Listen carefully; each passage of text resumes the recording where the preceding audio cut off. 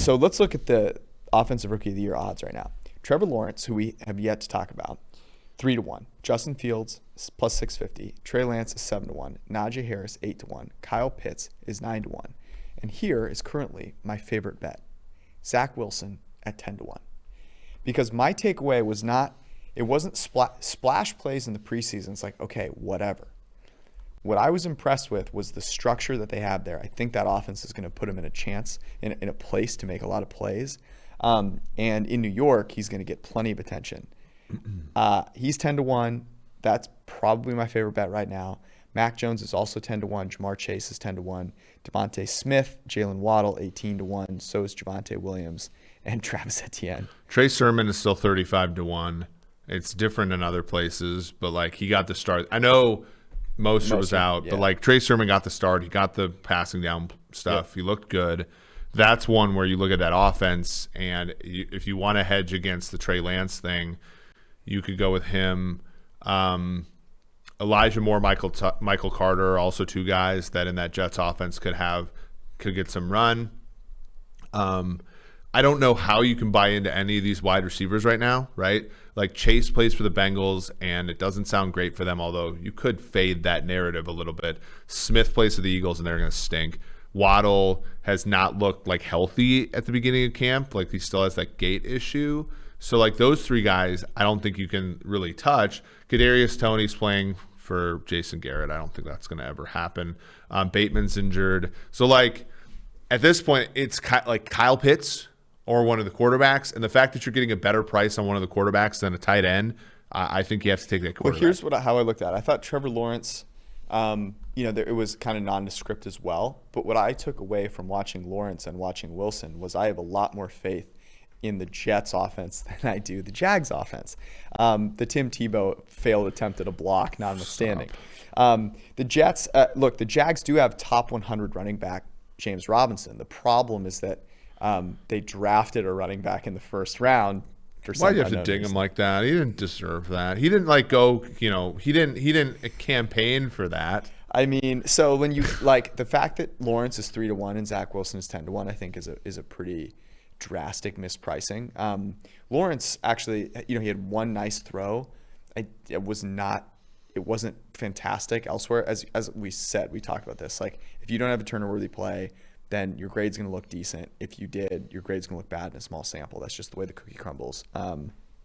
Lance and Fields, I think, are getting a little too much juice given that there's a good chance they don't play the full complement of games, whereas Zach Wilson is the only guy there in New York. Defense Rookie of the Year odds. Let's do this quickly. Micah Parsons, 5-1. Jamin Davis, plus 750. Kwity Paye, 10-1. So is Jalen Phillips. Jeremiah Owusu-Koramoah, Zaven Collins, Patrick Surtain II, J.C. Horn are 14-1. Jason Away, Azeez Ojulari, 16-1. Gregory Rousseau, Nick Bolton, 20-1. As is Christian Barmore and Trayvon Merrick. Carlos Basham Jr., Peyton Turner, Greg Newsome II, Caleb Farley, 25-1. The list goes on. The beat goes on. Here's my favorite one so far. Joe Tryon, 35-1.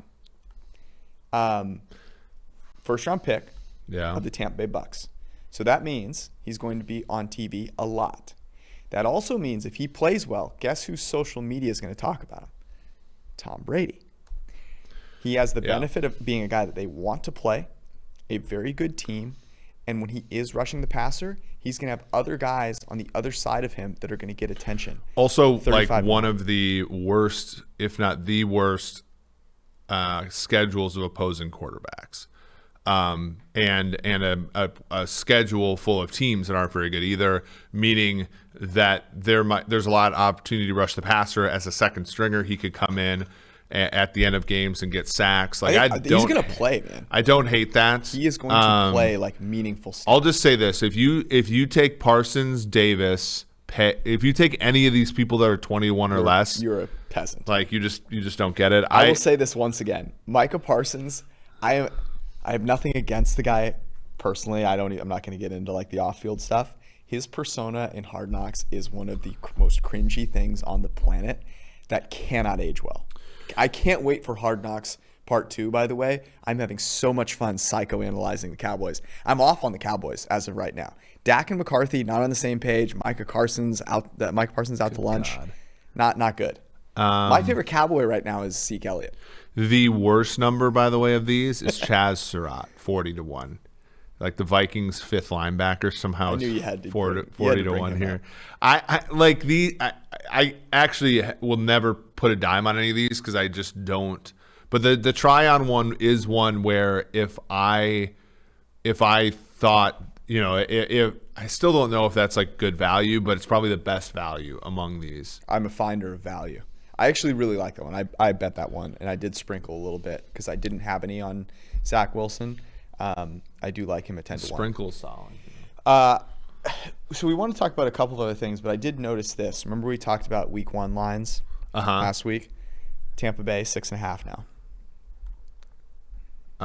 That is not because I moved it. I'm just letting you guys know. I'm letting the people know. Yeah. It's now 6.5. So go get your teaser It's money not in. that much different though than. So I got -7 at -105, -6.5 at -115. There is obviously the index there being what it is. Interesting that the Niners are now only -7. Jets are 4.5. Like, I don't. Unless PJ Walker's playing, like I don't. Why? Yeah. Why is Darnold not playing? Why is Sam Darnold not playing? Like, what has he deserved in? Sam Darnold has been nothing but just complete butt cheeks for his career, and they're like, no, we can't play him in preseason week 1. Wrap him in a heaven forbid he plays poorly again, and then we have to actually find a real quarterback. God, that would suck. Can we go back to the draft and take Justin Fields? Yeah. Can you explain to me again why the Giants are underdogs at home in week 1 against the Broncos? I can't. And it's 1.5, and I hope that people are all over the Broncos after beating up on the 3rd string of the Minnesota Vikings. The Broncos came out and played that game like it was the Super Bowl for them. And good for them. They beat the Vikings. The Vikings looked like they couldn't have beaten our flag football team. Yeah. Yeah, it looked bad. I mean, and interestingly, Zimmer was just so livid after the game. Good. But yeah, that one, the week 1 bet that I'm the most nervous about is Minnesota. Minnesota's -200. I have I think the Vikings Bengals might be one of the worst week 1 games. Like just two teams that are like pillow fighting for Eagles Falcons also in the running for that week 1. I'm rolling over all my preseason winnings, by the way, to week 1. So we're gonna have a glorious week 1. I encourage all of you out there to do the same.